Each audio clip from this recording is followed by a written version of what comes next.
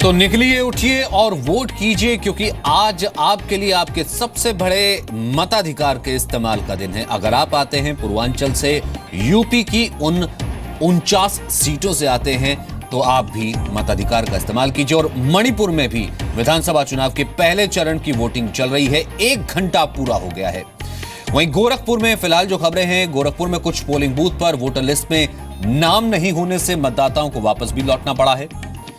BJP सांसद योगी आदित्यनाथ ने गोरखपुर में वोट दिया। कुछ ही देर पहले ये तस्वीरें हमने आपको दिखाई थी। उन्होंने एक बार फिर से बीजेपी की जीत का दावा किया। यूपी में आज 7 जिलों की 49 विधानसभा सीटों पर मतदान हो रहा है। बीजेपी सांसद योगी आदित्यनाथ, बाहुबली नेता मुख्तार अंसारी और देवरिया में केंद्रीय मंत्री कलराज मिश्र के साथ दांव पर है। वहीं गोरखपुर सदर के मानसरोवर इलाके में बूथ नंबर 246 पर मतदान करने कई लोग पहुंचे, लेकिन मतदाता सूची में उनका नाम नहीं था। इस कारण से उनको वापस लौटना पड़ा है। इस बीच बाकी जगहों से, कुशीनगर से, देवरिया से, मऊ से, आजमगढ़ से फिलहाल सुचारू रूप से वोटिंग की खबरें आ रही हैं। वो नाम नहीं है लिस्ट में हम लोग का, जहाँ पे इसमें लिखा है वो नहीं है। 246 में है और 246 में 644 तक ही नंबर है, तो नहीं मिल। जी हाँ जी, फर्स्ट टाइम है। कुछ नहीं, वो बोल रहे हैं कि इधर दूसरी जगह देख ले, 248 में देख ले, 247 में देख ले, लेकिन कहीं पे भी नाम नहीं है। हाँ, देख लिया। मैं भी शुक्सार। तो आजमगढ़, मऊ में मतदान लगातार चल रहा है। विष्णुपुर की तस्वीरें इस वक्त हमारे पास आ रही हैं। पहली बार वो मतदाता भी मौजूद हैं जिन्होंने आज वोट डाला है। उनके चेहरे का उत्साह साफ नजर आ रहा है। मणिपुर से हमने, क्योंकि पहले दौर का चुनाव है, 38 सीटों पर वहां पर वोटिंग हो रही है। मणिपुर से चुनाव की विशेष कवरेज के और लाइव कवरेज के हमने खास इंतजाम किए हैं। लगातार वहां की तस्वीरें भी आप देख रहे हैं। दूसरी तरफ मऊ यूपी की तस्वीरें हैं। वहां पर सुबह से ही काफी लंबी कतारें थी।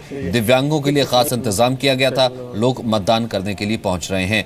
और विष्णुपुर की दूसरी तस्वीर भी बहुत इंटरेस्टिंग है, बहुत दिलचस्प है, जहां पर पहले कतार ये लगी हुई थी कि जैसे ही पोलिंग बूथ में मतदान शुरू होगा, पहले वोट कौन करता है। तो ये वो शख्स हैं जिन्होंने अपनी सेल्फी ली और ये तस्वीर भी हम आपको दिखा रहे हैं कि इन्होंने सबसे पहले मतदान किया है। 3 तस्वीरें हैं मणिपुर के विष्णुपुर की, दूसरी तरफ एक लड़की जिसने पहली बार वोट का इस्तेमाल किया, और मऊ की तस्वीर आ रही है। उससे पहले आजमगढ़ में भी लगातार मतदान चल रहा है। पहले मतदान, फिर जलपान, घर से बाहर वोट डालने के लिए हम लोग सबसे पहले आए।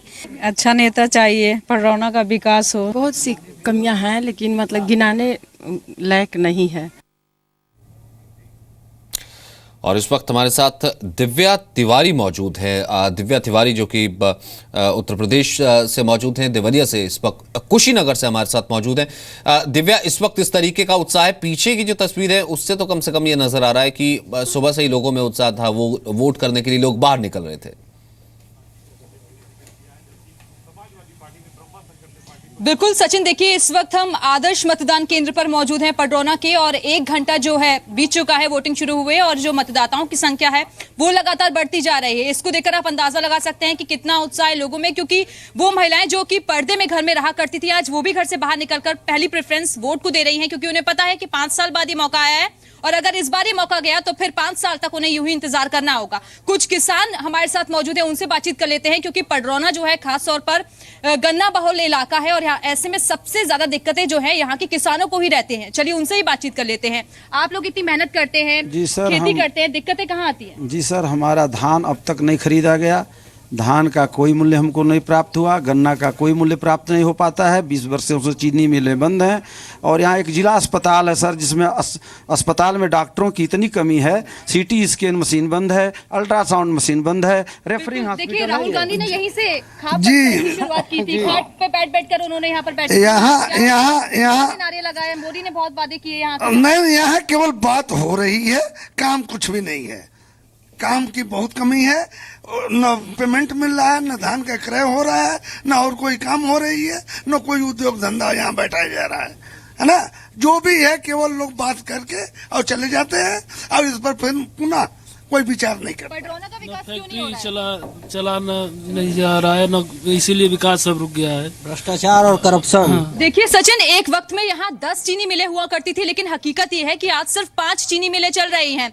इनकम के सोर्सेज जो है नहीं बढ़ा रही है सरकार की जो पॉलिसीज है उसको लेकर सवाल उठा रहे हैं किसान, क्योंकि मार्केटिंग यहाँ पर नहीं मिल पा रही है। सब्जियां बड़ी तादाद में होती है लेकिन मार्केट नहीं है, तो ऐसे में किसान अपनी सब्जी को कहाँ बेचे? तो ऐसे में दिक्कतें काफी हैं किसानों के साथ। बेसिक प्रॉब्लम्स यानी कि जो आम मुद्दे हैं किसानों से जुड़े, क्योंकि गन्ना बेल्ट भी है तो चीनी मिलों का जो मुद्दा है वो बकाया, वो भी इस बार काफ़ी एड्रेस किया गया, वो काफ़ी ज़्यादा यहाँ देखने को मिल रहा है। दिव्या, अब आपके पास हम लौटेंगे। इस वक्त हमारे साथ उमाकांत लखेड़ा साहब जुड़ चुके हैं, सीनियर जर्नलिस्ट, वरिष्ठ पत्रकार और पॉलिटिकल कमेंटेटर। उमाकांत जी, ये 49 सीटें जो हैं पूर्वांचल की, सपा पिछली बार जाहिर सी बात है उसने बाजी मारी थी, बीजेपी ने पूरा जोर लगाया है, यहां पर बहुत ताकत उसने, एक जिसे अंग्रेजी में फ्रेज कहा जाता है कि there is nothing to lose only thing to gain, यानी कि सिर्फ यहां पर जीतना ही एक विकल्प है। तो कितना इंपॉर्टेंट है ये बीजेपी के लिहाज से, और सपा यहां से क्या बेहतर कर सकती है? अगर यहां से नीचे भी जाती तो कितनी नीचे जा सकती है? देखिए, ये जो पूरी लड़ाई है ये छठे दौर में पहुंच चुकी है। 5 चरणों का चुनाव हो गया है और एक मनोवैज्ञानिक युद्ध चल रहा है। जब आप पूरी लड़ाई में, आपकी सेनाएं सजी हुई हैं और एक युद्ध के मैदान में आप हैं, और उस युद्ध के मैदान में तिल तिल करके आप अपनी चीज़ें, सीटें जोड़ते हैं, और क्रूशल इलेक्शंस हैं, क्रूशल फेज है ये आखिरी चरण का। और भारतीय जनता पार्टी हो या समाजवादी पार्टी हो जो उत्तर प्रदेश में शासन में पिछले 5 साल से, या बहुजन समाज पार्टी हो 2012 तक पावर में थी, उसके बाद पावर से बाहर है, इसके लिए उत्तर प्रदेश जैसे राज्य का बड़ा राज्य हाथ में आना और वहाँ पावर करना, और ये कहा जाता है कि उत्तर प्रदेश से ही दिल्ली की गद्दी का रास्ता निकलता है।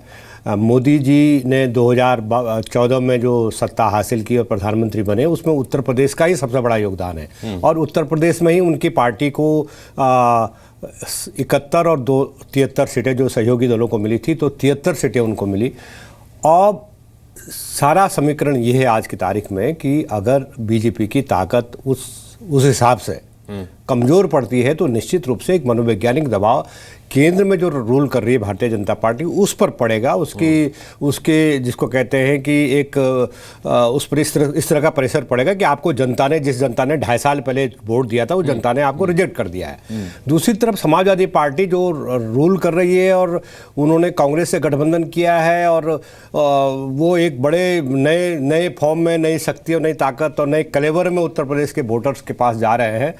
वो अगर परफॉर्मेंस 2012 से नीचे जाती है तो निश्चित रूप से उनकी जो चुनावी फिजा है वो खराब होगी, और सारी लड़ाई उत्तर प्रदेश की जो अभी जमीनी लड़ाई है, मायावती जी का जो ताकत पूरी लगी हुई है, ये 2019 का प्लेटफॉर्म तैयार हो रहा है। एक सीट से, एक चुनाव से दूसरे चुनाव के लिए आप साजो सामान इकट्ठा कर रहे हैं। तो ये जो प्लेटफॉर्म की लड़ाई है ये हर पार्टी के लिए, जो तीनों मजबूत गठबंधन उत्तर प्रदेश में है, जिसमें मायावती जी के लिए बहुत प्रतिष्ठा का सवाल ज़्यादा है, क्योंकि एक तो बीजेपी के लिए खोने को कुछ नहीं है। बीजेपी पिछले 2012 के विधानसभा चुनाव में 50 के आसपास सीमित हो गई थी, और अभी भी जिस क्षेत्रों में चुनाव आपने बताया अभी कि उन क्षेत्रों में भारतीय जनता पार्टी की बहुत कम सीटें थी, 8 मुझे लगता है मामूली सीटें थी, कोई ऐसा नथिंग टू लूज। हाँ जी, और इसलिए, और सबसे ज्यादा हमने देखा है कि यहाँ पर जोर भी दिया गया। बीजेपी जानती थी कि इन चीजों को किस तरीके से कन्वर्ट करना है, यहां से वोट कैसे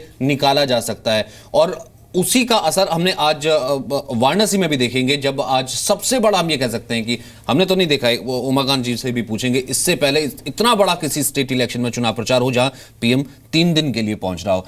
वहीं वर्चुअल का हम रुख कर सकते हैं, कुछ आंकड़ों के साथ मेरी सहयोगी पूर्णिमा मौजूद है। सचिन शुक्रिया। तो ये जो आंकड़े हैं इनमें हम 49 सीटों का जिक्र कर रहे हैं जिन पर आज छठे दौर में वोटिंग हो रही है, और ये जो 49 सीटें हैं ये 7 जिलों में बटी हुई हैं, जिसमें सबसे पहला जिला महाराजगंज है। महाराजगंज में 5 सीटें हैं। वहीं कुशीनगर में अगर बात की जाए, कुशीनगर जिले में 7 सीटें।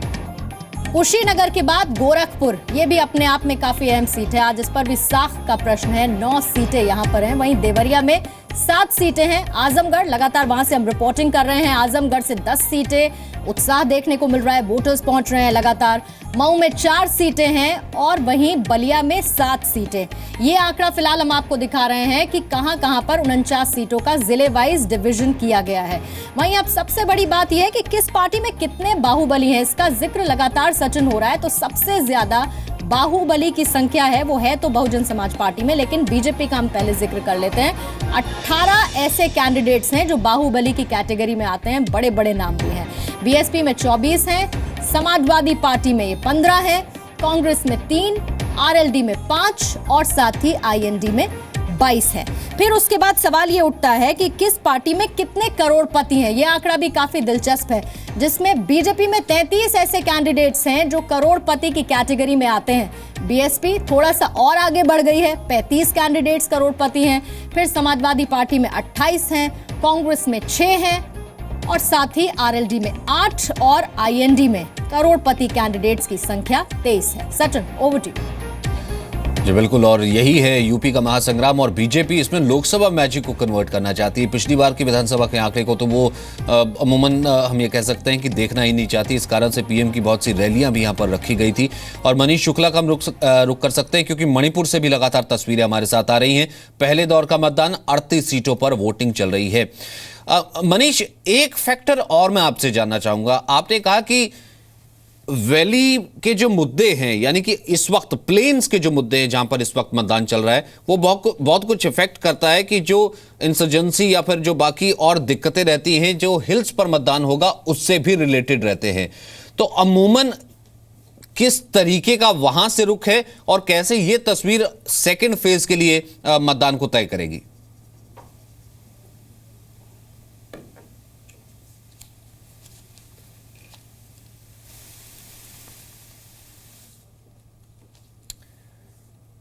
लगता है मनीष की आवाज़ हम तक नहीं पहुंच पा रही। ये तस्वीरें लेकिन मनीष ने हमें भेजी, ये हम आपको दिखा दें।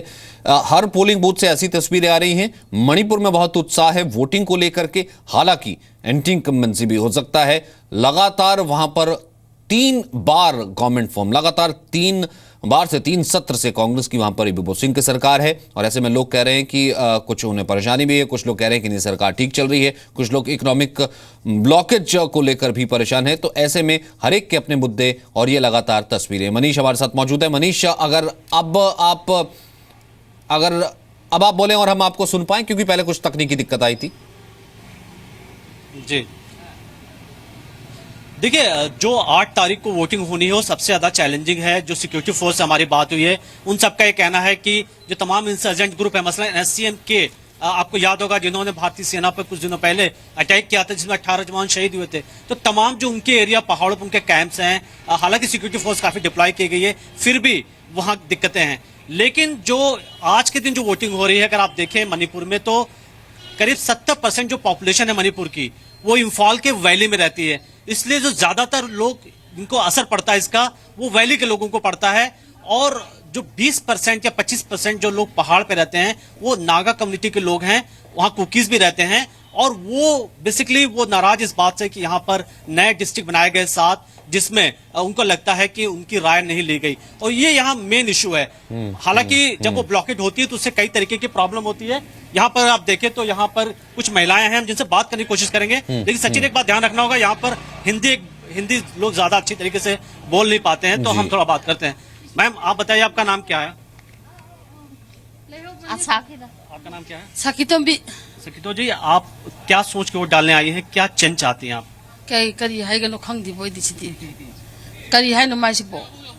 तो यहाँ पे कुछ नहीं, हिंदी भाषा का मालूम नहीं जी, यानी कि हिंदी कम आती, लेकिन कम से कम वो सेंटीमेंट तो मनीष यहाँ महसूस किया ही जा सकता है कि महिलाओं की ये लंबी कतार और एक चेंज के लिए, या फिर यूं कहें कि एक बेहतर कल के लिए मणिपुर के ये वोटर्स, भले उसमें ऐसे वोटर्स भी मौजूद थे जो पहली बार वोट कर रहे हैं और तमाम महिलाएं भी मौजूद है। और अमूमन नॉर्थ ईस्ट में तो हमने देखा ही है कि महिलाएं हर चीज में बढ़ चढ़ कर हिस्सा लेती हैं। तो आप भी वोट डालिए। अगर आप यहां से आते हैं, वोट डालने के बाद स्याही लगी उंगली की तस्वीर खींचिए, सेल्फी खींचिए, #2 स्टेट पोल्स पर हमें ट्वीट कीजिए नाम और पते के साथ। हम आपकी तस्वीर जी न्यूज पर दिखाएंगे।